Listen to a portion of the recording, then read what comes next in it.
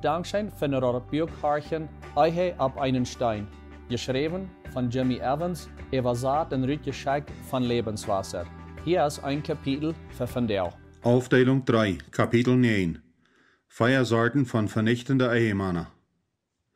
Die erste Sort von vernichtender Ehemänner. Die dominierende Mann. Das Buch von 1. Königs vertelt die Geschichte von dem Tod von König Salomo, was an Israel für 40 Jahre regiert hat. Nach seinem Tod soll sein Sohn Rehabiam den Thron nehmen, aber da wir ein Problem. Als Salomo starb, kamen die Menschen an Sichem für Rehabiam taub. Sie waren meid von den schweren Arbeiten, was Salomo ernt hat mocht uitholen. Sie hoopten bei seinem Sohn ein gefühlsvolles Uhr zu finden. Sie sehten zu ihm, den Vater lädt ein schweres Joch ab uns. Mag uns dort leichter aus dat Joch, dat den Vater ab uns lädt, dann wo wir uns dort schicken, dat du uns König bist. 1. Königs 12, Vers 4. Als sie diese Bad hielt, seht Rehabiam zu den Menschen, dat sie am 3 Tage zurückkommen sollen für eine Antwort. Als die wach wären, frug hij de Ältestas, wat seinen Vater geholpen hadden, naar ihren Rot, en Rot weer direkt en weer goud. En die zeiden te hem, wanneer du vandaag warst ein deiner für dat Volk zenden en an Goud behandelen, en wanneer du an warst teugedonen zenden, wanneer du an de Antwort gibst, dann waren sie ab immer trüte die zenden. Vers 7. Unglücklicherweise verschmeit der neue König den Wesenrot von der Ältestas, en will sich dort an der steht nur den Damenrot von seinen jungen Freunden zu horchen. En der junge Rotgeber, der mit am Taub abgewassen wären, sehten ham, det Volk, wont du sagt, den Vater je von sein schworet Joch, mag uns dort nu leichter, so's die sagen, mein kleiner Finger ist dicker aus mein Vater seine Lind. Mein Vater lädt ein schworet Joch abjünt, en ich war dort noch schwander machen. Mein Vater hat jünt mit einem Pitsch gewippt, ob ich war jünt mit Skorpionen tragwiesen. Vers 10 bis 11. Als Rehabiam seine Entscheidung bekannt machte zu den Israeliten, waren sie jähen an und das Volk Israel spült sich an dem Tag. Die meisten Menschen dürken von Rehabiam wach und mögen einen Mann, Jerobiam, zu ihren König. Interessant ist dort, dass Jerobiam Eier von Salomo geehrt worden, wegen seinen uitgetekenden Dienst. Ein anderer wird, die Menschen verschmeiten ihren Wirt und hoven den Deiner über sich ab. Dit passiert, wie in Rehabiam wat deed, wat für viele Männer sehr nur ihre Natur ist. Und es steht, dass er sich für seine Menschen demutigt und gefallsvoll wird, zu wat fehlt, wählt er sich dort, zu der Unordnung zu dominieren. Die Fall wie großer Schaden. Wer in Rehabiam sich dafür stiepert, sich zu demutigen und sein Volk zu dienen, so als die Ältestas am zu gerot haben, gab Gott das Volk Eva, nur einen Leider, wat ein deinender Leider für das Volk senden wird. Von den anfänglichen 12 Stammen von Israel gingen 10 Stammen mit Jerobiam mit, und bloß Juda und Benjamin bleiben bei Rehabiam als ihr König. Die Lehre von dit geschichtliche Passieren ist dit. Ein deiner Hort ist die wichtigste Eigenschaft an Leidenschaft. Am letzten Abendkost war Jesus selbst die Jünger erfreut als ein von den letzten Dingen, was er mit ihnen deed. Kijk in Johannes 13, Vers 4 bis 15. Hij gaf ihnen den Befehl, dass sie sich auch untereinander die Feit waschen sollen. Ein anderer wird, sie sollen demutig bleiben und deiner füreinander sein. Jesus gab seine Jünger noch eine starke Lehre über Leidenschaft, nur dem, dass Jakobus und Johannes ihre Mama durch am Bett, dass ihre Sehns die Hürgesetzten besiegt Jesus in seinem Reich haben würden. Und ganz sicher euer die andere Jünger dit. Dann robt Jesus an nur sich und sagt, die weiten, dass die Leiders von der Völker über an Ram kommandieren, und die Macht eben gewollt. Man könnt aber, soll das nicht so sein. Wer man könnt groß sein will, muss sich even den Nächsten sein Knecht zu sein. Wer beginnt der Gradste sein will, muss allem uns deine sein. Wils die Menschen sehen, käm auch nicht sich bedeinen zu loten, aber zu deinen, in sein Leben Hand zu geben, fehlerlos zu kämpfen. Matthäus 20, Vers 25 bis 28. Ein von den früheren diebsten Bedürfnissen in der Ehe ist, dass Mann der Leider ist, und dass er nur sein wird, dass es am Heim gut taugt. Die Kinder, die Finanzen, das Romantische, das Jässliche und so weiter. Leidenschaft bedient aber nicht Dominierung. Frühes wollen, dass ihre Männer leibend den Anfang machen, aber sie wollen als Gleichstehende angesehen worden, nicht als eine Staubleer. Sie wollen, dass ihre Stimme auch geteilt wird, als was ihre reinen Wert haft. Männer müssen wählen, was für eine Art Leidenschaft sie geben wollen. Die Wach von Hochmut oder die von Demut, verabgehen in Leiden oder von Hingenstonen in Schüven. nur de Weisheit von Gott sein Wort horchen oder andere Ehrenrot nehmen, so als Rehabiam dort deed.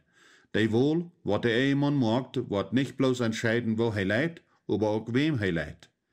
Ich war den Abend niemals vergeten, als ich einen Telefonanruf kreeg von ein Kirchenmitglied, wat mich benodigt, dat ein Ehepaar in unserer Kirche an dem Abend damit beschäftigt wären, sich zu scheiden. Er bat mich kurz mit am Mitte fahren nach ihr Haus und versichern ihn davon aufzuholen. Sicher seht ich dort tau. In wenige Minuten saß ich an der anderen Seite von der Stove mit dort Paar Fermi.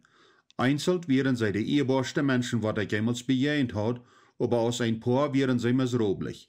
Ich sag eine Seite von ihren beid, wat ich noch keinmal ehrlich seinen hat. Beid wären sie ehrlich und verteidigten sich, und das scheint so, sie würden sich nicht auflenken lassen, an was sie für eine Stellung gegeneinander genommen haben. Nur dem, dat ich alles versucht hat, wat ich wisst, diese Sache zu lesen, wie die früh immer noch tau und will meist noch sagen, über wat sie dacht oder feilt. Dat Einzige, wat sie an die erste halbe Stunde seht, wat wir taub wären, wie, dat sie dort nicht länger mit am utholen will. Schließlich frug ich eine Frage, wat nur allem nur eine der von einer Überschwemmung von Weidagen euer an opmerk. Ich frug eine einfache Frage. Wat deed hij, wat die nu so feilen mag jeden am? Voorts antwoord sei, als hij zich nu meer op touw dreid, op de ruwbank, en ihre beschuldignissen jeden am eind bij eind abreed. Voorts wist ik, dat ik met einen dominierenden Ehemann te doen had. Zij had keine idee, hoeveel geld zij hadden oder wo dat wir, wen hij dat niet ziet. Zij had keinen toetritt zu ihr Geld, en wann sie nur Geld vroeg, wordt hij genau uitvragen, wozu zij dat wil, en of het wirklich neidig wäre. Wann sie auch eine bovenmittelklasse Familie wären, wo viel finanzielle Sicherheit wäre, weil sie nur einen Pracher unter der Kontrolle von einem strengen Meister. Und was an dem Abend den Streit angefangen hat, wird dort ein von den Banken durch einen Verfehl überpasst, die Rechnung nur ihr Haus geschickt hat.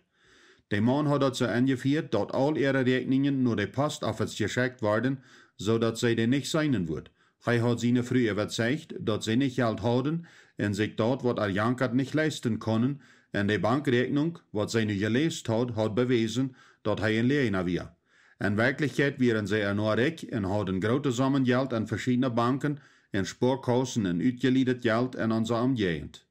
Wenn sie dat er über ihre Geldsachen so dominiert, seht sie, dass er auch alle anderen Aufteilungen im Leben so kontrolliert.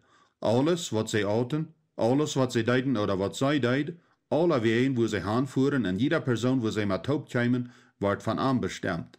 Er bestimmt auch, wann jeder einer zu Bad ging und wann sie abstunden. Als sie fertig wir mit ihren Beschuldignissen mitteilen, seht sie am eng nach. Ich sie reit, aus das Gefängnis rauszukommen und anfangen zu leben. Als sie das gesagt hat, checkte ich nach ihren Mann und frug ihm, seine Antwort für die Beschuldignisse zu geben. Er hat nichts zu sagen, sich zu wehren. Er stand einfach tau, dat was sie gesagt hat, so wir, aber er hat gedacht, dat er das Rechte deed. Er dacht, dat sie allein de Trouble wir. Er war beleidigt, dat sie dat nicht schatzt, dat er so far abhast. Er kijkt dat so an, dat het gar nicht neidig wir, dat sie am ihr Geld anwisst. Er wist sich auch selbst an dat hantieren. Seine Einstellung wir, ich denk nicht, dat sie dat so schlecht haft. Ich deed het paar verartliche Werkingen an der Rot geben, aber er kann nicht, dat er überhaupt recht wir. Dorop will seine Frau nicht mehr bei ihm bleiben und trok rüt. Dankbarerweise sind sie vandaag war trägt taub, aber dort passiert bloß nur dem, dat er wirklich wie Busse zu daunen und zu ändern. So als Rehabiam brucht der dominierende Ehemann fleischliche Denken, die wat am sind, zu regieren. Daher wird von die, wat unter seine Autorität sind, gehaust. Euer noch ist dort, dat viele sich gehen am Stahlen und von am Weg gehen, so als dat bei Rehabiam und den Israeliten oder bei dem Mann an der fähige Geschichte passiert. Wo immer dort utkommt, schafft es nicht dominierend zu sein an Autorität, als es am Regierungsbeamte, Wirt, Ehemann oder Vater geht. Durch fleischliche Autorität zu dominieren und es steht deine Autorität zu brücken, macht einem zu einem ehensendigen Quäler, wann Gott hat aber will, dat wir leibende Leider sein sollen. Vielleicht wunderst du, was macht den Mann so kontrollierend und dominierend? Allgemein ist der dominierende Ehemann stark von ein oder mehr von den folgenden Ursachen beeinflusst. Nummer 1. Ungenährende oder aufgesonderte Eltern. Wenn ein Jung abwächst, fehlt ihm dort an körperliche Leib, wird von Leibensstärkung, wird nahe angesagt worden und viel Aufmerksamkeit von beiden Eltern. Wenn das nährende Einfluss an einen Jungen sein Leben schwach oder sogar aufwesend ist, wird er vorken sein Gefühl von unabhängig sein und wo er sich verhält, eben entwickeln. Um gesund zu sein, braucht wir alle ein gesundes Gleichgewicht von einzelnen Weiten, wer wir sind, und an einer Gruppe angenommen zu sein. Der Junge wird von seinen Eltern ungenährt und zu wenig Leitung von ihnen gekriegt hat, wird anfangen, seine eigene persönliche Idee von wer er ist zu formen, als ein Gefühlsgewehr, wird der Fall haft von einem unabhängigen Mensch mit einer starken Persönlichkeit. Wenn er sich befreit, wird er sehr wahrscheinlich nur eine Person getroffen worden, die ganz das Gegenteil ist. Eine besonders gepflegte, zu sehr dominierte Medial. Er fühlt sich für zwei Ursachen nur getroffen. Erstens, fehlt dort an die nährende und zugeheerende Kraft, was sie haft, und sie ersat die nährende, annehmende Eltern, was er keinmal gehad haft.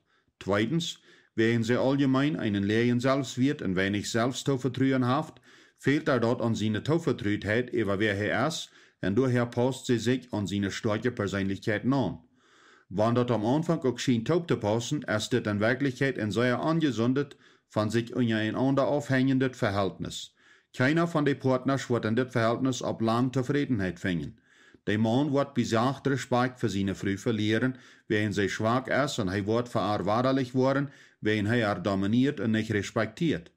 Die einzige gesunde Art von Verhältnissen ist, wenn beide Partner eine gesunde Ansicht haben, über wer und wem sie sind, und keiner darf das Gleichgewicht auf einen ungesunden Weg, der falsch arbeitende Abhängigkeit voneinander sägen. Wenn du die Selbstgeseinen hast oder wenn du ein Frühmensch bist, wird dort erkannt, dass dein Mann eine dominierende Persönlichkeit hat, bedeutet dort, dass an beiden Seiten von das Verhältnis Probleme sind, wo Teilen fehlen. Zweitens, falsche Vorbild oder Sünd. In 5. Mose 4, Vers 9 sieht Gott zu das Volk Israel, dass er die Sünd von der Vaterspott an Großkinder und Urgroßkinder bestrafen wird. Das hebräische Wort für Sünd hier bedeutet behen oder verdrehen. Wenn du mal einen Baum gesehen hast, wird von einem starken Wind aus derselben Richtung für viele Jahre einfach bepüst ist, dann hast du gesehen, wo ein Baum für immer geborgen ist. Das ist ein gutes Bild von was die Kinder passiert, wenn die an eine vollschaffende Umwelt abwachsen. Wenn ein Kind ständiger Einfluss von Horde wird, an moralisches Verholen, missbrauchende Behandlung, Vernachlässigung und so weiter haft, wird er davon beeinflusst. Wenn das beeinflusste Kind nicht reicht mit das Verholen von der Eltern handeln wird das Kind einen bleibenden Schaden am Leben davon haben.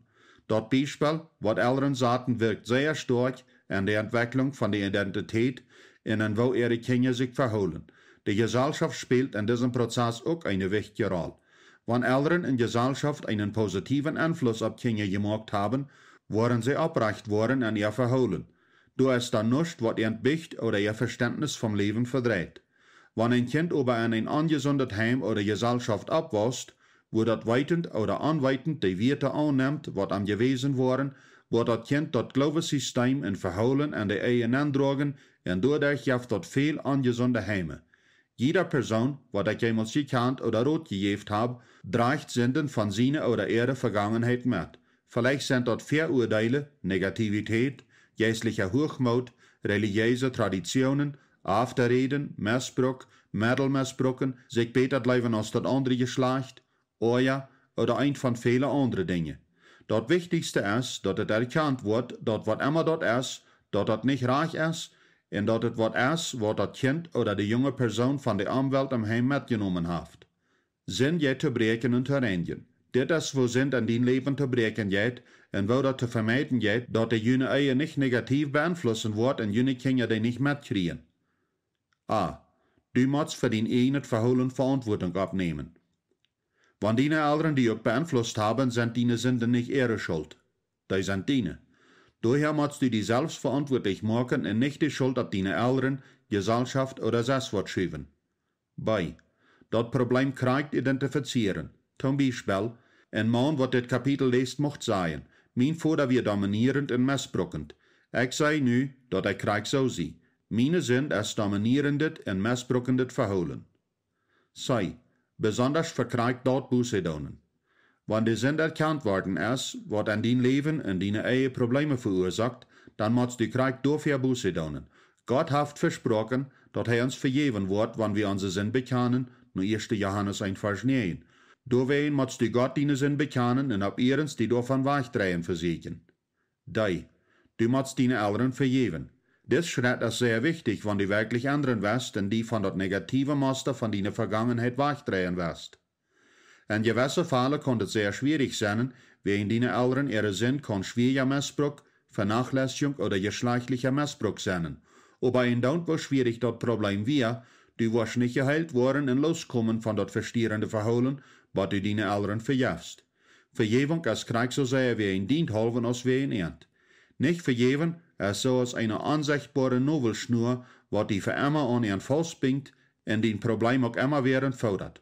Aber wenn du verjefst, wird die Nobelschnur zwei geschnitten und du darfst frei sein. Gott wird deine Sünden auch nicht vergeben, wenn du andere ihre Sünden die nicht verjefst. Nur Matthäus 6, Vers 15. Wenn du deine Eltern nicht verjeft hast, kannst du nicht gesund werden oder ein balanciertes Leben leben. Nicht vergeben ist so als ein Einfluss am Blut, was so wirkt, als ein stolpernder Besobner, was Hahnenträg stolpert und nicht leicht gehen kann. Wenn du deine Eltern nicht verjeft hast, wirst du entweder krank so worden als die oder krank das Gegenteil, was vielmal krank so schädlich und ungesund ist. Ein anderer wird, nicht vergeben verursacht, dass du entweder ein Weg oder anderen Weg übergeborgen sein wirst in deinem Leben und nicht recht entwickeln wirst. Viele Menschen tun sich Brot damit, dass sie nicht so sind als ihre Eltern, wegen sie euer in ihrem Leben zu sich selbst geschworen haben, niemals so zu sein als die. Was sie vielmal nicht sein ist, dass wenn sie auch viel anders sind als ihre Eltern, sind ihre Persönlichkeiten krank so ungesund.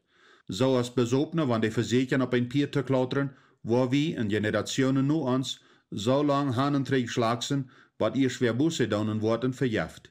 Hier ab mit deinen Eltern im Gerecht zu holen. Go nicht immer weiter trägen nur die Vergangenheit und ihre Fehler. Lot ihr los von Schuld in deinem Sinn und Hort. Wenn du das getan hast, sehen deine Eltern. Ein Daunt, wo du feilst, bet verehrt und sehen ihnt. Wenn sie auch all tot sind, ist das Schritt wichtig für die.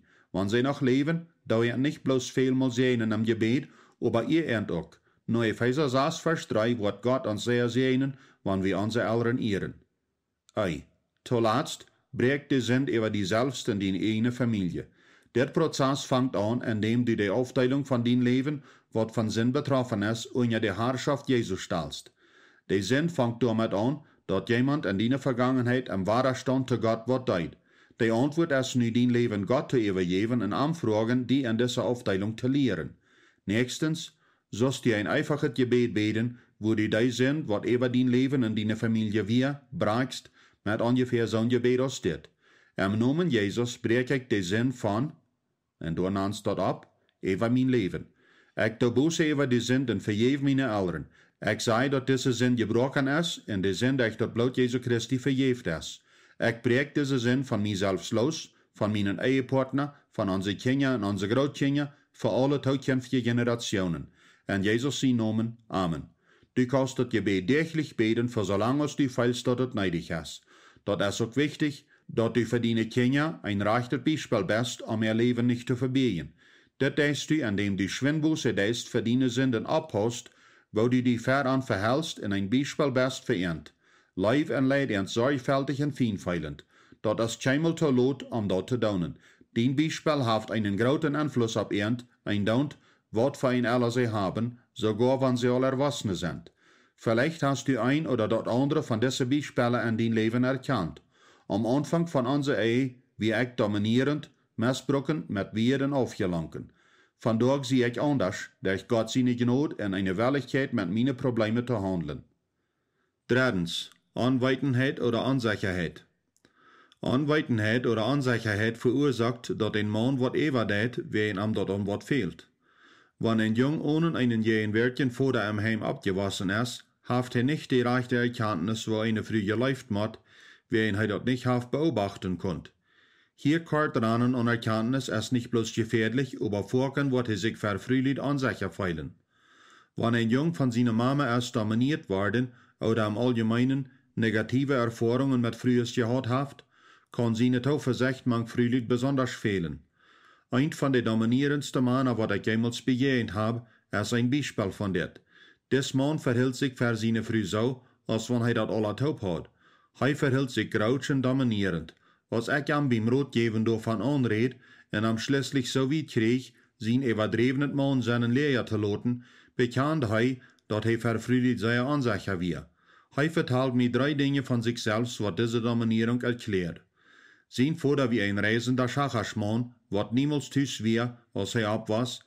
Zijn mama verzocht hem unje te houden, aber hij werd geen aan, en als jong hadden hem etliche Jahres afgewezen. Daher had hij einen Auflehnungstoestand entwickelt. Diese 3 dingen taub hadden einen jungen Mann teweeg geschafft, wat nicht von früher dominiert sein will, doordat dat hij nicht een gouden männliches Beispiel gehad had, want hij nog wonen kon. Hij had zwischen sich en de Frühlied am sich weingebuut, om nicht wahrer weggedaan te worden. Für diesen Mann wird es allmählich ein gesundes Verhältnis zu haben mit einer Frau, ohne geheilt zu worden. Seine Heilung kam durch einen Prozess von Ratgeben, was um 3 Hauptbedürfnisse in seinem Leben ging. A. Hij muss die Probleme von seinem Familienleben als jung erkennen. Erklärt ihm dat omständlich, wo dat Heim, wo der Vater aufwesend und der Mama dominierend war, nicht reiche Arbeit hat, was hij dat selbst verstund. B. Hij moest seine Eltern vergeven wat ik hem dan aanleid te doen. C. Hij moest Verantwortung op zich nemen en Buße doen voor zijn ene dominierende verholen. Von Epheser Kapitel 5 erklärt ich am, wat für eine gefühlsvolle Ort von deiner Leidenschaft eine Früh neidig haft, und wo hij in dat wandelen kon. Wen hij een gouden Hort en een leerbare Geist hat, die dat überhaupt nicht lang, but seine eigen geheilt en verändert wir. 4. Sünd en Verführung. Ein anderer Einfluss, was dominierende Männer macht, ist Sünd und Verführung. Da sind einzige Männer, die keine gute Erklärung wegen ihrer Vergangenheit haben, wo so sie dominierend sind. Bei diesen Männern ist das einfach wegen Sünd, was meistens mit Hochmut anfängt. Sich zu erheben über das andere Geschlecht, falsches Mann sein und selbstsüchtig sein, sind die Warteln von ihrer Persönlichkeit. Und was es noch euer macht, ist, dass diese Männer ein leichtes Opfer sind für Satan seine Verführungen, indem dat hij eigentlich Lees, Beschuldigungen und Dienstenis versägte verdorven. Die einzige Lösung für den vervierten und sündenvollen Mann ist Krieg zoals für andere. Buße daunen und Gott sein Wort annehmen als die wahre Rechtlinie für Mann sein in die Ehe. Das Gebet von einer gerechten Frau ist in diesem Fall sehr nützlich, aber im Grunde genommen muss der sündenvolle Mann selbst die letzte Entscheidung machen. 5. Ein dominierendes Temperament. Die letzte Erklärung oder Ursache oder Einfluss für einen dominierenden Mann ist einfach dort, dass er mit so einem dominierenden Temperament geboren ist. Und viele säkuläre und auch christliche Studien haben sich 4 verschiedene Temperamente oder Arten von Persönlichkeiten gefunden.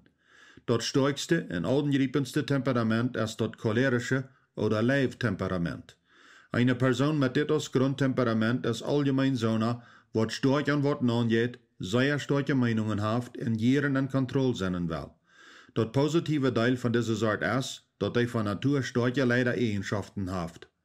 Aber wenn diese Persönlichkeit nicht Gott ungedaan ist und nicht von den biblischen Richtlinien von Leib und Ordnung im Taum geholen wird, leitet meistens nur andere missbrauchend behandeln. Ein Mann mit einem cholerischen Temperament soll seine natürlichen Leidenschaftseigenschaften in seinem Heim brauchen, aber er soll aufpassen, dass er seine frühen Kinder nicht dominiert mit seiner Persönlichkeit.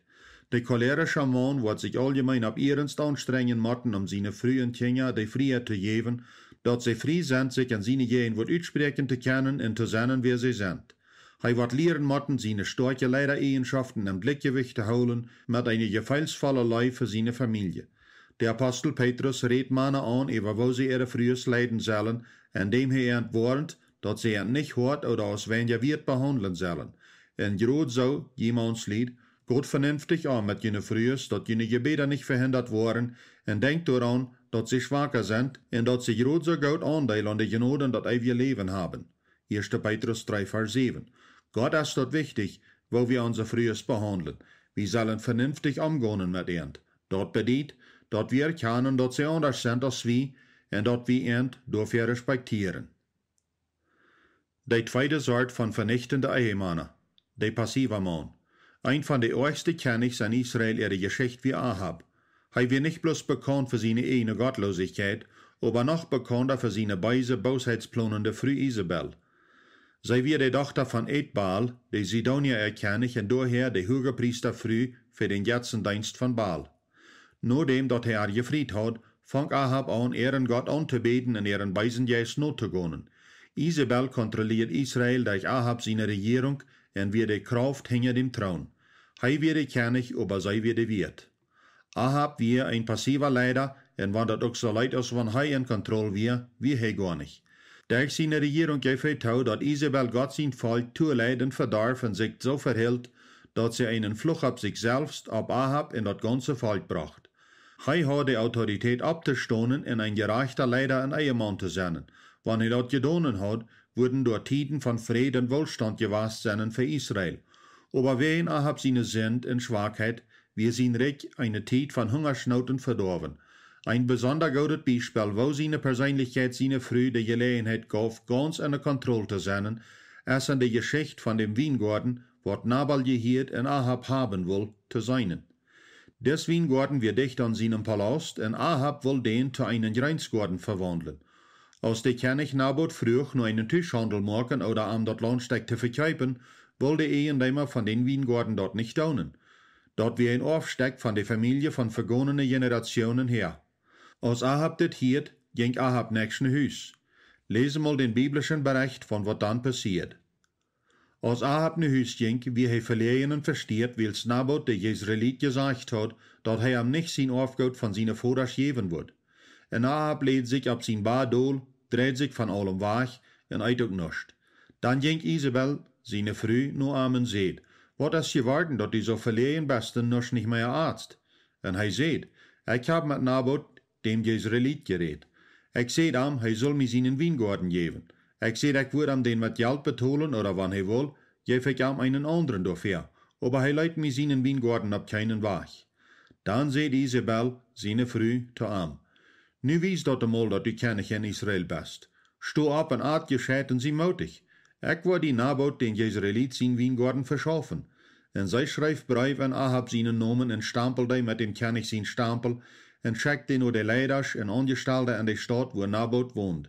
En dem brief seht zij, dat ze zullen te een Fasten in ihre Stadt taupropen en ze zullen Nabot feren, want de Lied te zetten krijgen. Zij zullen ook nog 2 ruchlose Männer gegenüber von Nabot abstahlen en loten de sagen, dat Nabot Gott in den König gelastet haft. En dan zullen sie Nabot uit de Stadt uitnemen en am Steinchen dat hij starf. 1. Königs 21, Vers 4 bis 10. Merkst du, wo Ahab antwortete Nabot? Hij ging naar huis en weer bromsch, wat zes weer dat Problem leist. Als hij een kleiner Jung weer, haben seine Eltern womöglich sein Leben voor hem gerannt. Als hij erwachsen weer, ran seine Früh dort. Des passiver leider gleich das Hochangestellte gekleid zu sein und das schwer zu schweifen, aber hij will keine große Arbeit tun. Das ist ein bekanntes Bild von einem passiven Mann. Für jeder dominierende Mann, mit wem ich in meiner Rotgeberarbeit verhandelt habe ich 2 Passive angetroffen. Passive Männer schienen anfänglich sehr seitengefühlsvoll zu sein zu ihrer Frühes, aber lauter waren die meist durchhauen, wegen die nicht leiden wollen. Als das nu die Finanzen sind, oder das geistliche Leben, Kinder, Romans oder das wird, der passive Mann verdorft irgendein Gefühl von Sicherheit und auch den Respekt, was der früher mal von ihm gehabt hat. Solange es das Problem bleibt, geht das verdorben wieder. Das erste Ding, was ein passiver Mann verstehen muss, ist seine frühe Bedürfnis für Leidenschaft. Dat Heilung anfangen kann, muss der passive Mann das erkennen, dass er nicht passiv bleiben kann und wirklich seine frühe Hauptbedürfnisse erfüllen. Wenn ich das sage, laat mich mal beschreiben, was für Dinge einen passiven Mann produzieren. 1. Eine überdrevene Leide oder eine überdrevene nähere Vergangenheit. Viele passive Männer schaffen so, als sie tun, während sie in ihrer Vergangenheit so programmiert sind worden. Wenn ihre Eltern ihre Entscheidungen gemacht haben und ihr Leben als Junges ständig kontrolliert haben, haben sie keinmal gelernt, selbst Dinge abzunehmen und haben keinmal ihre wirklich eine Identität abgebüht. In gewissen Fällen kann das überdrevene Leide Port ein Weg von Dominieren sein. Wenn ein jung Eltern hat, was sein Leben dominieren und kontrollieren, kann er keinmal sich selbst sein oder lernen, Verantwortung abzunehmen für sein eigenes Leben. Als ein Junge überdreven genährt oder dominiert ist, der Fall davon ist, dass er nicht bereit ist, sich die Verantwortung von Großseinen abzunehmen. Der überdrevene Leiter, übernährter Jung, hat meistens ein Gefallen an das Gegenteil an eine Früh, eine dominierende, angreifende Früh, und dort für 2 Ursachen. De eerste is dat zij am die leiderschaft en dat gevoel van identiteit, wat am fehlt, jaft. Zij erzaat zijn Eltern. De tweede oorzaak dat am gefällt is, wegen zijn passieve persoonlijkheid fijn met ihr brove aggressieve karakter toepast. En andere weer, en zijn gevoelen maakt hij doen voor ihre dominierung. Wanneer hij niet reden wil, wat zij reden. Wanneer hij eine Entscheidung nicht machen will, wat zij eine machen. Dit is im Himmel opgepasst, nicht so? Aber nee. Dit is waaruit ein schlechtes Verhältnis entsteht. Want dat aggressieve, dominierende Frühmensch ook ein Gefallen vindt an dem passiven Mannsmensch, wordt sie am letztendlich hassen für seine Schwachheit am Anleiden en zijn passieve Temperament. De dominierende, aggressieve Persönlichkeit wordt am mal sehr gefallen, wordt am über dem verursachen, te verschmieden, wenn sie am nicht ihr jaft en am wenjen einen Mann feilen macht. Diese Art Verhältnis kann nicht schaffen, wenn er nicht biblisch ist und die geradste Bedürfnisse für beide Partner übertritt. Wenn ein Mann auf so einer steht ist die Antwort für ihn, sich an das Verhältnis anzustrengen.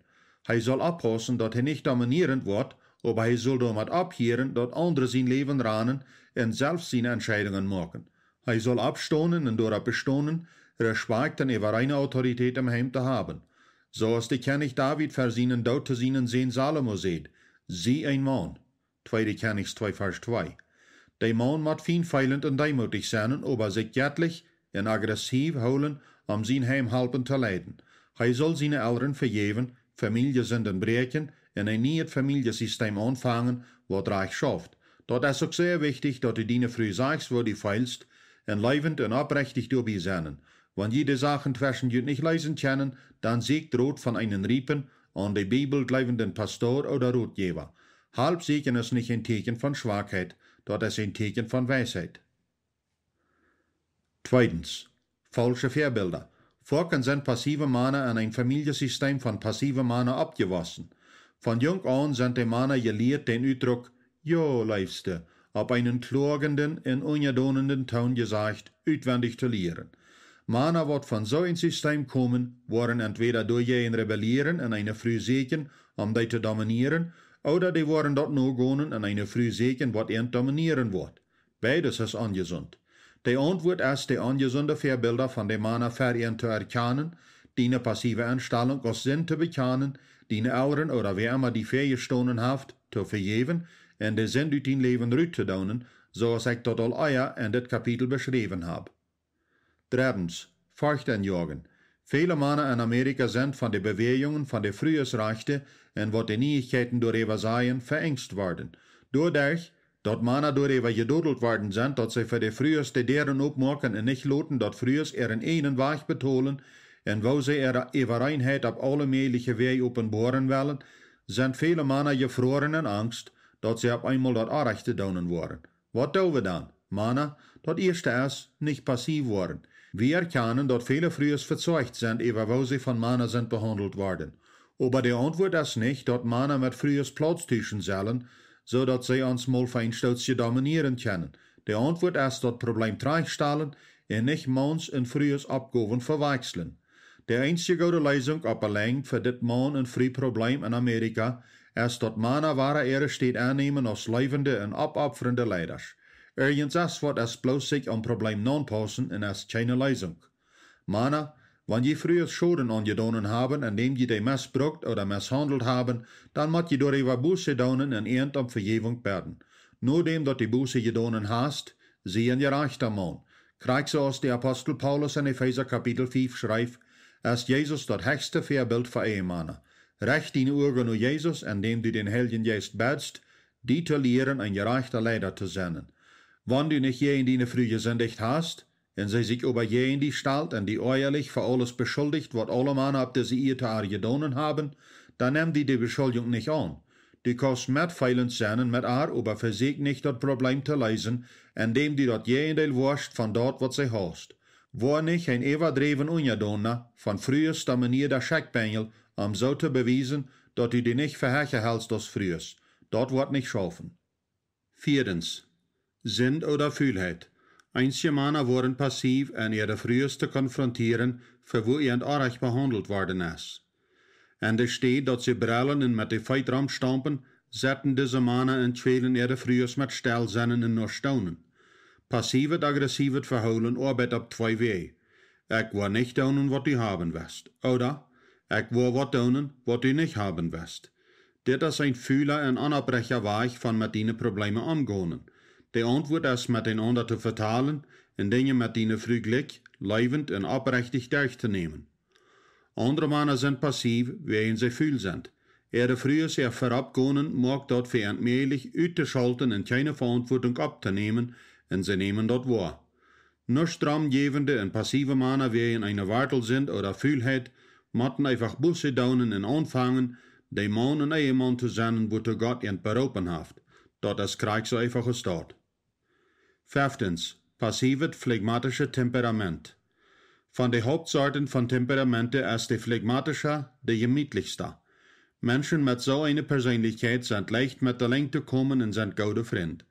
Die waren nicht leicht doll, sind treu und anderen gar nicht leicht und waren nicht leicht Hahnen trägeschmieden.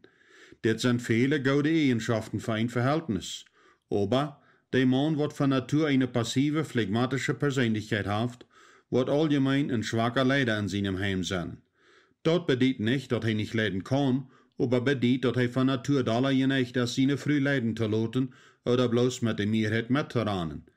Diese Neigung verursacht große Probleme für eine Ehe. Ein Mann mit einer phlegmatischen Persönlichkeit muss erstens mit dem Klaren kommen, dass er sein Heim mit Gewissheit leiden wird.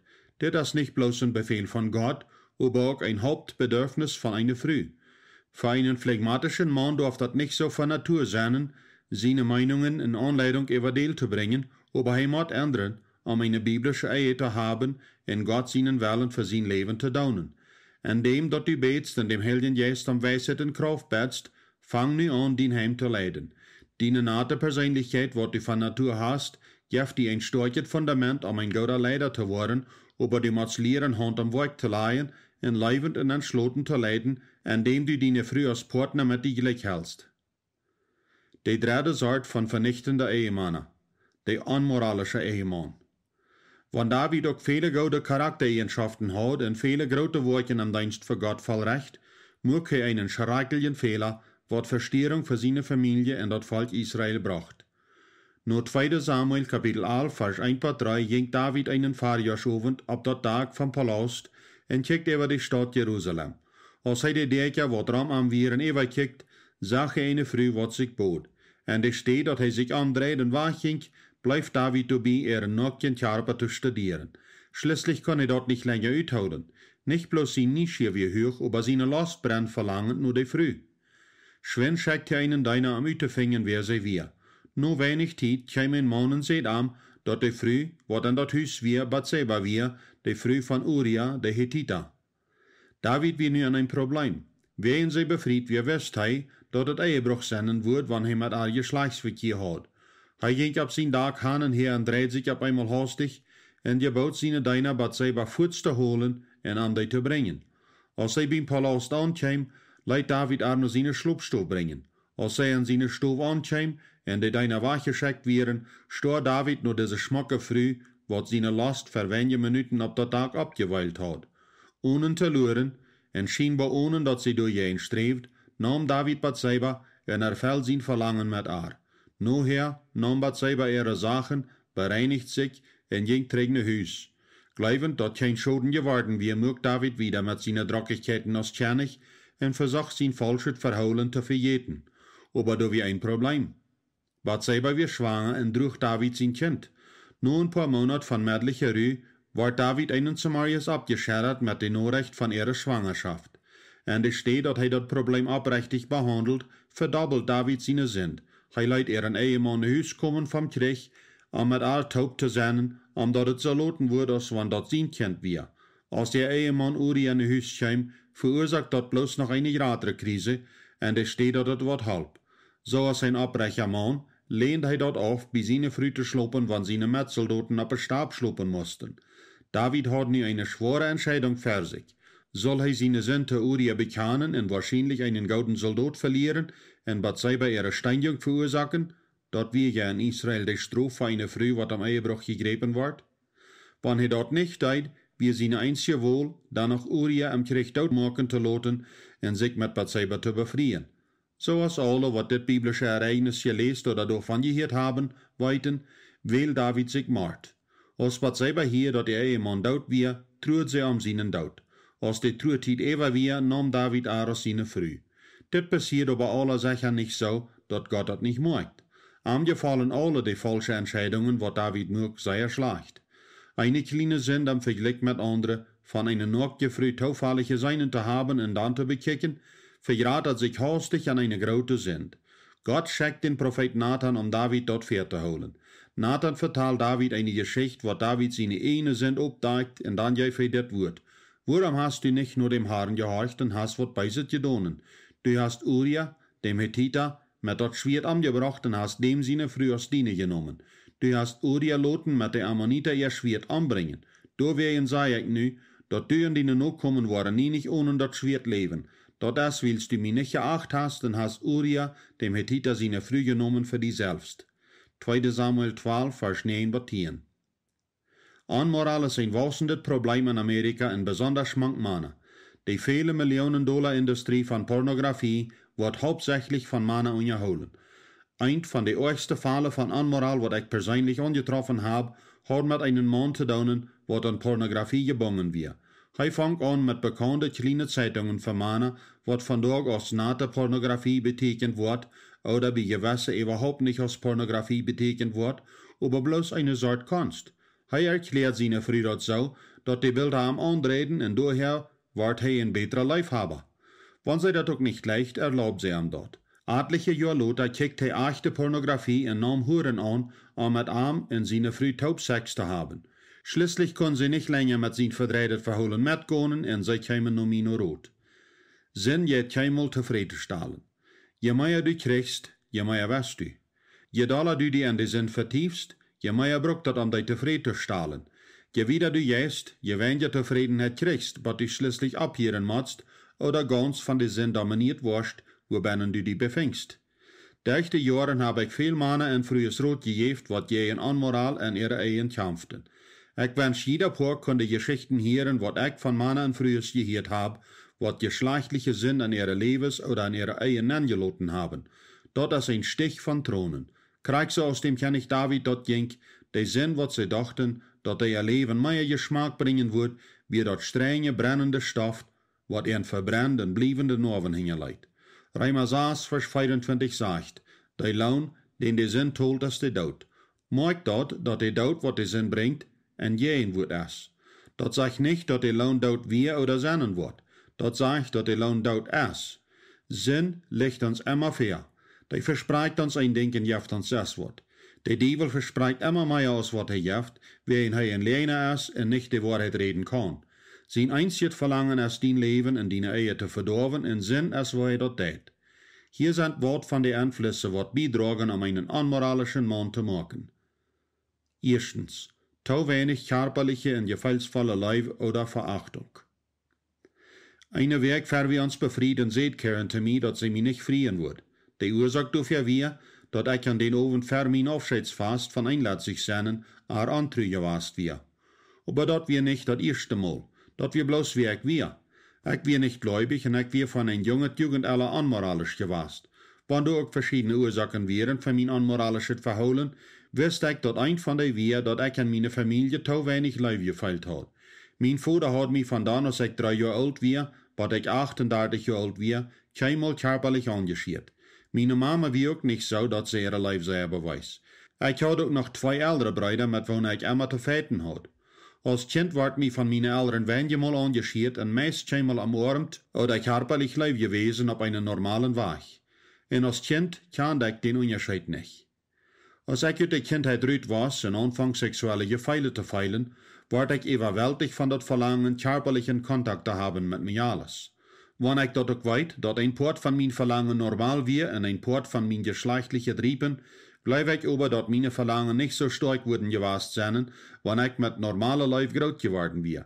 Trägt nur die Geschichte von uns Karen mir sehe, dass sie sich nicht mit mir befrieren will. Dort wird der Tag, wo ich entschloss, mein Leben Jesus zu übergeben. Ich tue dort nicht, wie ein Karen sieht, dass sie mich nicht frieren wird. Ich tue dort, wie ein Sinn mich verloren hat. Ich had geschlechtlich alles getan, was ich tun will, und had gedacht, dass mir das Frau machen würde, aber ich wie gar nicht Frau. Jedes Mal, wann ich wat geschlechtliches hadde reken konnt, wie ich bloß ein kleines Stootje tevreden en bloß sei boven Eva. En mi wie wat keinmal erfällt wie. Dat fang aber an dem Tag, als ich Jesus Christus als Haar van mijn leven aannam, alle aan te ändern. Als ich aan in mijn leven aanlaat nen te komen, wordt dat laadje en mij voets met een live en treistende jeen wordt erfällt, wat ik van verre keinmal gekend had. Ver ik Jezus Christus aannam en mij met kern befried, wie Sex für mich so als eine Droge, wat mich keinmal befriedigt. Aber mit der Leib Christi an mich wohnen, in der Leib und Teuernächtheit von meiner Früh besieht mich, funk ich schließlich geschlechtliche Heilung und Gesundheit. Viele unmoralische Männer sehen nur wat an ihr Leben nicht da ist. Dort kann angefangen haben, indem dort sie in ihrer Vergangenheit von ihrer Familienglieder, Freund oder Leibhaber zu wenig Leib gefeilt haben oder sogar verschmähten gefeilt haben. Dit wordt bloß dann abhören, wann sie in ihr Verhältnis von Christus aufhängig sein worden in ein gesundet, wahrheitsgemäßes Verhältnis mit den Ehepartner haben worden. Zweitens, sächtliche Verführung. Wann dort am Sex geht, sind Männer sehr stark beeinflusst von was sie seien. Wann früher auch nicht blind sind zu geschlechtlichen Schmackloten, sind sie weniger empfindlich zu dort, was sie seien, und doller empfindlich über den Charakter von ihren Ehemann und wo er versorgt. Dat stärkste, wat Männer über no Sex trägt, ist ein nacktet Frühmensch. Dit ist normal und gesund, und so hat Gott den Mann geschlechtlich gemacht. Gott sein Plan für Sex wird, dat ein Mann körperlich wurde nur seine früh ihren nackten Körper getrocken worden, und ein geschlechtliches Verlangen nur haben wird. Dit passiert alle Tag über die ganze Welt, so als Gott dat will. Die Welt ist aber anlecklicherweise voll von Schmackerfrühlied und schamplose Filmmaker, Wurver und Pornografer, wat sich dort gelehrt haben, den Mann sein grundlegendes angeborenes Wesen nur ihren Willen zu kontrollieren, indem dort sie ein weibliches Fleisch wiesen. Keinmal eher ist die Welt so voll gewesen von offene geschlechtliche Bilderwesen als nu. Wat dit bedient für Männer, wat den Verlangen haben, geschlechtlich reine Lebens zu haben, erst dort wie wirkend an sie Augen bewahren mochten, für wat die seinen, und wem die beobachten. Ein sehr kraftvoller Vers von Hiob im Alten Testament gibt uns das Geheimnis, wo er geschlechtlich rein bleibt. Ich habe dort mit meinen Augen fast berät, mit irgendeinen Bund gemacht, dat ich nicht nur unbefriedet mich alles check. Hiob 31 Vers 1. Hiob verstand die geschlechtliche Kraft von seinen Augen und wo wichtig dort wir, dat nur dat Rechte checken wurden und weich von dat Unrechte. Er verstand dat auch, dat lang vor dat Ehebruch in Hurerie jaft dat lastvolle checken.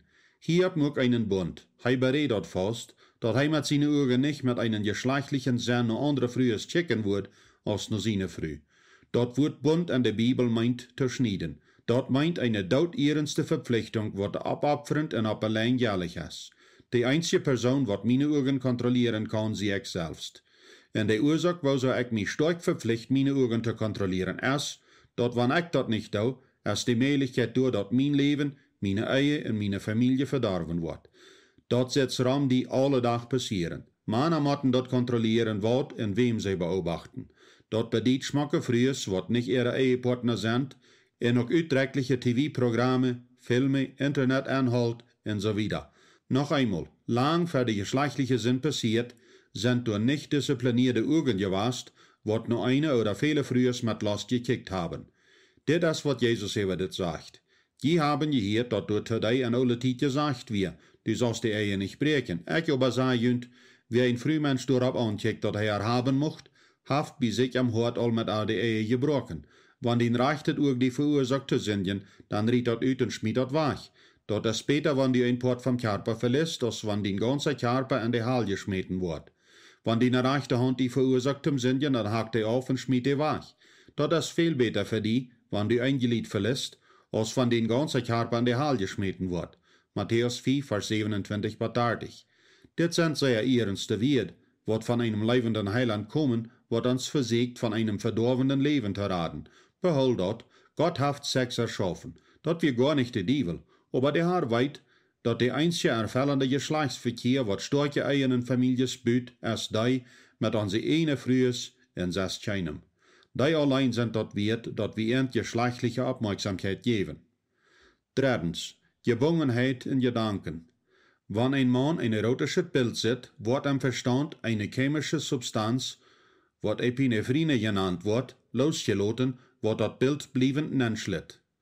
Dort ist wo so viele Männer gewisse sexuelle, erotische Bilder oder Filme, wat sie Jahren gesehen haben, so klar beholen können. Gott hat eine Vrienden gemacht, um Männer zu helfen, ein starkes sexuelles Verbindnis mit ihrer Frühe zu entwickeln und zu erholen. So versucht diese natürliche Schöpfung Gottes zu brücken, um Männer ihr Gedächtnis so als ein Museum von verdrehten Sachen mit jeder möglichen Bild abzufällen, wat Lust und riesige Gedanken abweichen wird, und damit das ihr Verbindnis schwach zu machen. Ein Mann kann die Lust keinmal überwinden, solange er den Kampf am sein Verstand nicht gewinnt. Männer mochten nicht bloß die Bilder, wat alldobernen sind, überwinden, aber sie mochten noch gegen eine Gedanken kämpfen, wat nen kommen wollen. Du hast bloß eine Antwort. Über Gottes Wort nachdenken. Männer, kann jün kriegt in diesem viel Zeit und Hort wei durchsporen, wann je mi bloß glauben worden. En kaldet Wort aboden en jün selbst missbrucken, wat het nicht taunen. Je motten jün weich von denken ändern. Das wo je jün verholen niemals ändern. Ich weet von persönlicher Erfahrung als junger Mann, wat dat is, für sexuelle Reinheit zu kämpfen. So als ich al eher gesagt habe, ich had nicht eine christliche Abtreibung und had eine unmoralische Vergangenheit. Ich nahm Jesus einen Weg für wir uns befrieden an. Aber gerade zu sein mag, aber nicht, dass ich kurz geimpft wir von ständig gegen Last zu kämpfen. Ich hat Christus mein Leben gegeben und wir daran abrechtig. Aber der tägliche Kampf mit Last mag mich meid und er kämpft beständig mit Verdammnis und Schand. Schließlich las ich ein Tag ein kleines Buch über biblisches Nachdenken, was mein Leben verändert. Ich kann das nicht leiden, dass so eine Kraft hier in Hausje Lesung zu haben wir über die wir. Voorts als ich meine Gedanken anfang festzunehmen und die mit Schriftverse zu ersatten, kann ich meine Last und reine Gedanken überkommen in eine sexuelle Reinheit und Freiheit leben. Das wird wundervoll. Das ist, woran Paulus in 2. Korinther 10, Vers 5 schrift. Dat Bereitschaft, dat wir zum Kämpfen brücken, stammt nicht von dieser Welt, das stammt von Gott, und deswegen hat dort eine Gotteskraft in sich. Dort kann jährliche Denken, dat falsch und sehr fast ist, zu nichts machen. Mit dort, was Gott uns zum Kämpfen bereitstellt, mag wir alle Gedanken zu nichts und alles, was hoch und fram uitlaat, über uns hindert, Gott immer besser kennen zu lernen. Wir nehmen alle Gedanken fast, dat die Christus gehorchen mochten. Dieser Abschnitt erklärt eine lebenswichtige Wahrheit. Der Anfang von jeder wichtigen Kampf für geschlechtliche Reinheit wird an unserem Gedächtnis mit Gottes Wort gekämpft. Wir müssen jeder Gedanken festnehmen. Jeder Gedanken, was du nicht festnimmst, wird die festnehmen. Wir dürfen keine riesigen Gedanken in uns denken bleiben lassen, sonst werden die uns gewinnen. Fang zum Morgens an, indem du die Bibel liest, zwischen 35 Minuten jeder Tag. Aber mach sicher, dass du für den Tag einen Schriftvers, Aufschnitt oder Geschichte von der Bibel in dein Gedächtnis zu holen kriegst. Und dann, indem du der Tag wieder geht, denk du darüber nach, was du den Morgens gelesen hast, besonders wenn du geschlechtlich versorgt wirst. Setzt, du kannst dir bei diesen Gedanken gar nicht in dein Gedächtnis rüttaunen, aber du kannst dir mit stärkeren Gedanken ersatten. Die Ursache, warum so viele Männer in ihren Kampf mit Lust und sexueller Sinn unterliegen, als wenn sie das nicht verstehen, dass der Kampf erstens im Gedächtnis gekämpft wird. Um den Kampf zu gewinnen, musst du mit der Schrift reit sein. Jeder Wort in der Bibel ist gewaltig am Geist. Wenn du versuchst, sind und Teufel durch deine eine Gedanken und Willenskraft zu bekämpfen, wirst du verspielen. Aber wenn du den Kampf mit Gottes Wort kämpfst, wirst du jedes Mal gewinnen. Zu der Thema habe ich ein Buch geschrieben mit der Überschrift A Mind Set Free, ein freigesattes Gedächtnis. Dort wird die helfen, mit irgendwelchen zu verhandeln, womit du im Gedanken kämpfst, aber ich habe dort besonders dort geschrieben, um Männer und Frühes, was mit sexuellen Sinn kämpfen, frei zu machen und zu lernen, über die Schrift nachzudenken. Dort Buch kannst du online kaufen oder auch bei marriagetoday.com. 4. Sinn und Verführung. Am Anfang muss Gott den Mensch vollkommen in dem Paradies eiden. Dort wird nicht haben besser sein können. Adam und Eva wären beide nacktig und ohne sich schämen, reit für eine Ewigkeit von unverhinderter sexueller Scheingonen. Aber dann können die Schlangenbild nennen.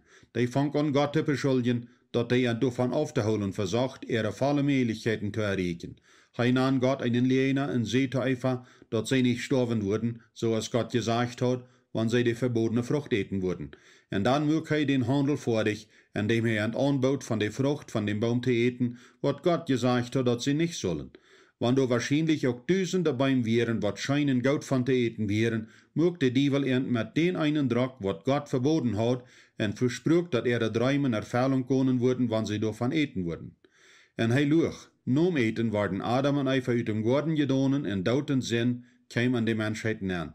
Die Wahrheit ist, der Dievel ist ein schamploser Lehner. Hij redt keinmal de Wahrheit.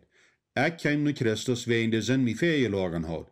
Ich wie besonders unmoralisch und erwart beständig, dass meine nächste sexuelle Erfahrung mich Frau machen wird, aber die deut nicht. Vandaag leben Millionen Männer in geschlechtliche Verführung, während sie glauben, dass monogamischer Geschlechtsverkehr in der Ehe nicht genug ist.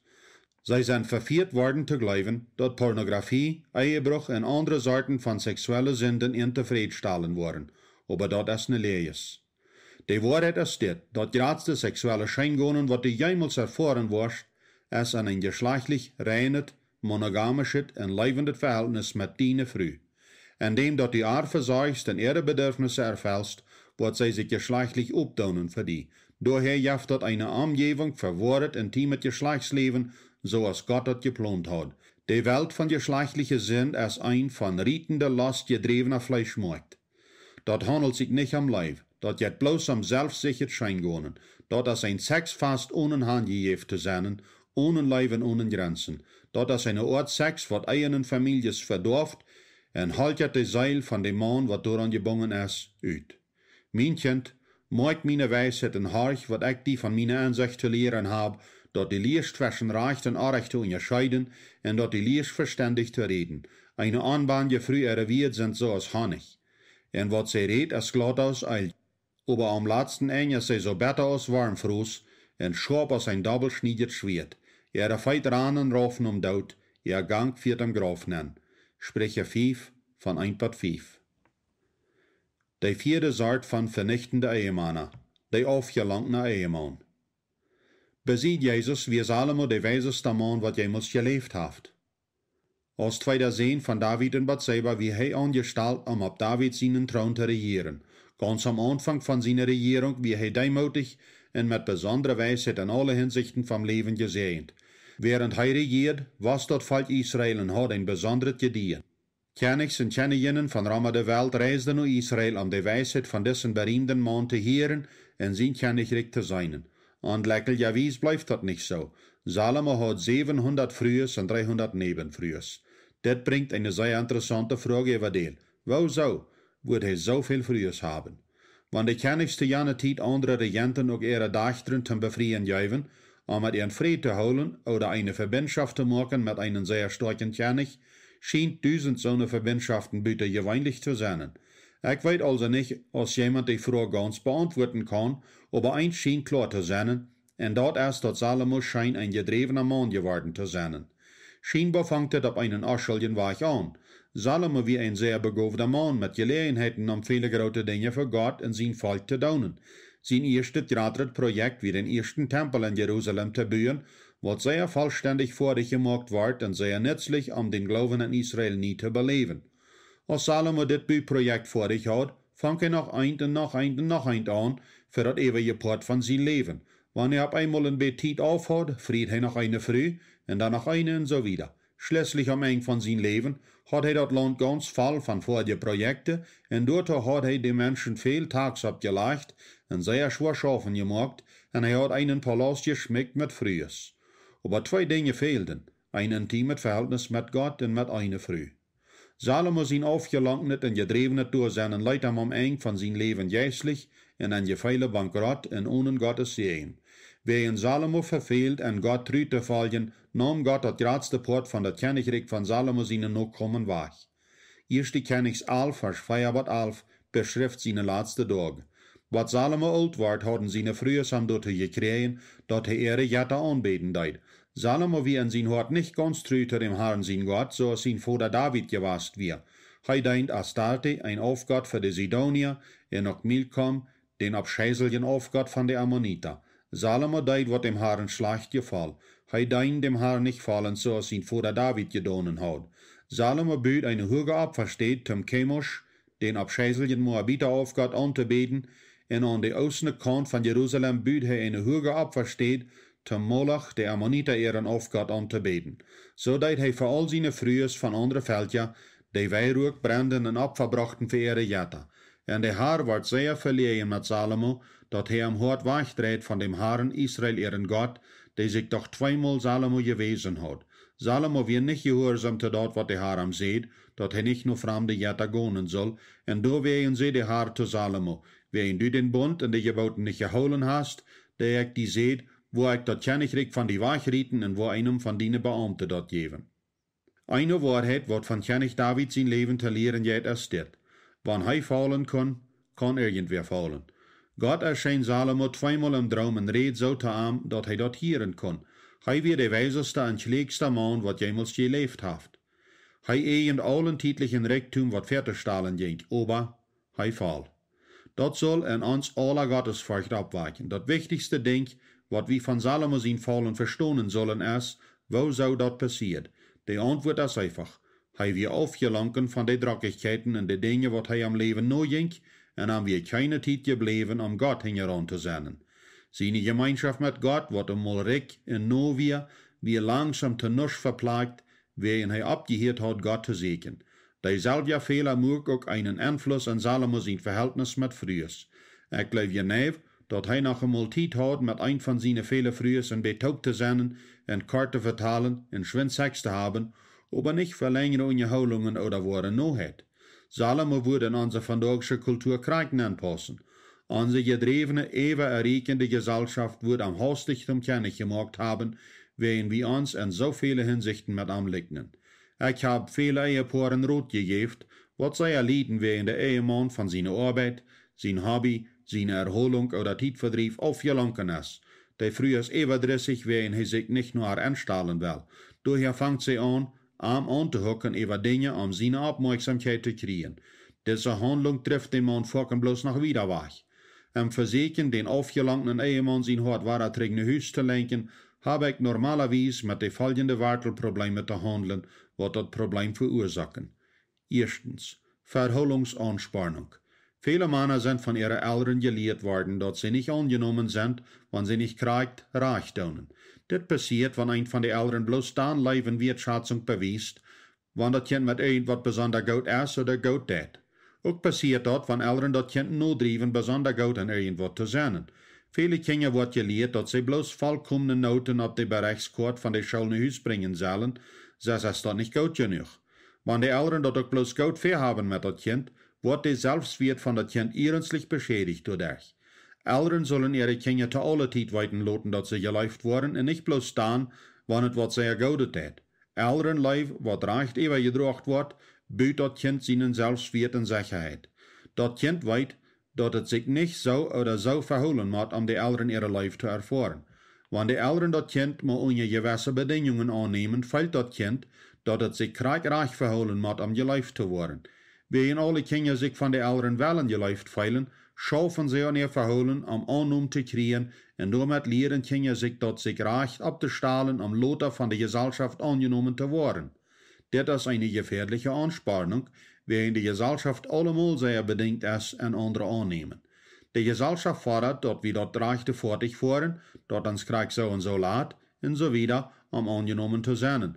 Wenn wir uns auch alle gewissermaßen reich verholen sollen, um Gott zu gehorchen, in gesellschaftliche Verantwortungen zu erfüllen, soll keiner durch einen Ring hupsen dürfen, um andere ihre Leif zu kriegen. Wenn ich Männer rot gebe, wat gedreven und aufgelangen sind, habe ich vorken mit Männern zu tun, wat keinmal anumgefeilt haben von ihren Eltern oder Menschen im Allgemeinen. Sie feilen gedreven, wat zu erreichen, um endlich mal angenommen zu feilen. Ein Mann, wie ein gedrevener Spieler, wat Hochschulfootball gespielt hat, hij bekannt, dat dort, wat am gedreven hat, am Sport zu tegnen, wie am von seinem Vater angenommen und gemerkt zu worden. Die Kost haben einen Vater gehad, wat die nicht so annahm als die wirst, aber Gott nimmt die an. Sicher will hij, dat du den Beste test und seine Geboten hältst, aber al ver du dat test, läuft hij die und nimmt die an, kriegst so als du best. Hierab mit den Verholen nur anstellen, dat Menschen die annehmen sollen, und fang an zu tun, wat Gott sagt, dat die tun sollst. Behol dat nu Jesus seine Wert in Matthäus 11 verstartig, direkt sein Joch nicht, und seine Last ist schlecht. Wat immer die trifft in den Verhältnis mit Gott, die ne früher in die Kinder an gevorsagt, ist nicht von Gott. So als Salomo dat ging, du kannst denken, dat du Erfolg hast, aber du hast nicht. Erfolg fängt mit Gott und der Familie an, dat ewige ist schmonfat. Zweitens, Begier oder Habsucht. Einige Männer schaffen oder spielen sehr, während sie begierig sind. En de meeste Fälle, wo Männer zu sehr schaffen, feilen sie so, dass sie ihrer Familie einen Dienst tun. Wenn Männer ihre Familie so gut verstehen sollen, ist dort am wichtigsten, dass er sich selbst zu seinen frühen Kindern jaft. Wenn die Arbeit, die davon aufhält, wat Geld und die Dinge, wat Geld kaufen können, die Probleme nicht lösen. Wenn Männer auch so feilen, dass sie sich ewer arbeiten für ihre Families, ist die Wahrheit aber, dass sie das meistens für sich selbst tun. Sie kriegen dadurch ein zufriedenes Gefühl, einen täglichen Gewinst, oder beides, von was sie tun, und das hält ihnen umgehen. Wenn ihre frühes anreden, mal nur zu loten in de Huis zu kommen, reden die meisten Männer sich rüt, indem sie sagen, ich tue das für die, wann es auch meistens Begier ist, was ihnen trifft. Andere Männer übertrieben dort Golf spielen, fashion oder jähren auf Kosten von der Familie, und es steht, dass sie zu sehr schaffen. Ein Ehepaar, was ich rot gebe, wie ganz bei der Ehescheidung, während der Mann saß ovens de Weg Softball spielt. Fermi in seiner Früh lobte sich selbst dafür, dass er so viel Disziplin hat, dass er einen Abend den Weg aufnahm. Dort mög seine Früh flammental. Er wie ein von den selbstsüchtigsten, begierigsten und selbstverführten Männern, was ich jemals gekannt habe. Er lädt seine Früh auf den Altar von seiner eine Begier und geeft nichts dran, wie viel Weidog er verursacht, wann ihm das mal gut ging. Die einzige Antwort für Geld in Begier, Verrichtum oder Scheingonen in Selbstbefriedigung ist Buße. Buße für den Hort von Gott in die Familie wegdrehen, wen falsch geleide und unkontrollierte Verlangen. Dreh den Hort nur Gott in die Familie und sie zufrieden mit Ernt und jaf endlich steht in den Leben, wo sie ein Reich zu haben. Golf hat meine Ehe meist versteht. Dort wir Familien auf Gott geworden und dort leidt uns bad an der Kant von der Ehescheidung. Dorab, dat ik Buße zu meine Früh dafür, dat ik Golf zu ihnen Jetzen gemacht hat und dort an ihre steht angestellt hat. Meine Golfstärke hang ich dann für 3 Jahre ab. Dort in Gottes Gnade haft unsere Ehe geheilt. Nur 3 Jahre seht kehren zu mir, ich soll mal gehen Golf spielen. Sei wir dann eine Frau früh, und sie wisst dort dann, und weit dort nu auch noch, dass sie keinmal war wat mit Golf oder irgendwas wat in der Wahrheit sind, an meine Liebe und Aufmerksamkeit zu haben. Drittens. Falsche Werte oder Prioritäten. Viele Männer glauben einfach, dass ihre Familien die Folge von ihrer Arbeit sind. Ich gebe einen Mann rot, wem's früh flammental wie er 7 Tage und 6 Nacht den Weg schafft. Sie mussten aus seinen Arbeitsplatz kommen, um am zu sein. Die meiste Zeit wird sie taub werden, wie bei seiner Arbeit. Schließlich wird sie davon meid und seht am, dass sie am verloten wird, wenn er nicht ändern wird. Seine Antwort wir, er wird eine Stunde von seinen drachen Arbeitsplan aufnehmen, um nach meiner Arbeit zu kommen, um mich zu beten, seine Ansehen früh mal wat Vernunft anzureden. Als ich mit seiner Früh mit anstimmt, dat er zu viel schafft, wird er mir da. Noch euer wartet, als ich ihm seht, dat er Arbeit wechseln soll, wann dat daran fehlt, seine Früh ihre Bedürfnisse zu erfüllen. Aber der höchste Punkt, oder vielleicht der letzte, käme, als ich ihm seht, dat die Arbeit soll dat heim holen und nicht kriegt andere Weichraum.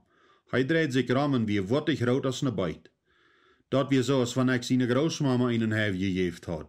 Ich würde meist irgendwas über seine Früh haben sein können, ohne Amdal zu kriegen, aber seine Arbeit wie eine andere Sache. Kein Wunder, dass seine Früh sieht, sie wünscht, dass er mit einer anderen Früh ein Verhältnis hat, dass sie weinst noch mit ihr in der Wahrheit gehen kann. Aber, so als sie ausdrückt, ich kann nicht in der Wahrheit gehen mit seiner Arbeit. Dort soll sie auch nicht derben. Der Mann mit rechten Werten und Prioritäten soll seine Bibel lesen. Jesus sagt in Matthäus 22, dass das gradste Gebot ist, Gott zu leben und das zweitgradste ist, andere zu leben. Die Arbeit leben ist nicht einmal die höchste Tieren. Buße und die neue Änderungen zu machen im Lebensstil sind die wichtigsten Schritte, um einen Mann sein Hort wahrer eigene Hüs zu drehen. Wenn sein Hort nicht da ist, deed het nicht wat uit, wat da ist. Eng von dem Mann sein Leben, wird er die Wirklichkeit begegnen, von wat er gebüht hat. Wenn ein Mann sein Leben gespannt hat, ein Verhältnis mit Gott, seine Früh, Kinder und Großkinder zu bauen, wird er ein froher, erfolgreicher Mann sein. Der Erfolg ist nicht gegrenzt, ob wat er am Wirt ist, oder wo angesehen er ist in der Gesellschaft. Dort wird gegrenzt sein, ob dass er die 2 wichtigsten Dinge in seinem Leben reiche hat. Gott und Familie. 4. Nicht geleister Streit.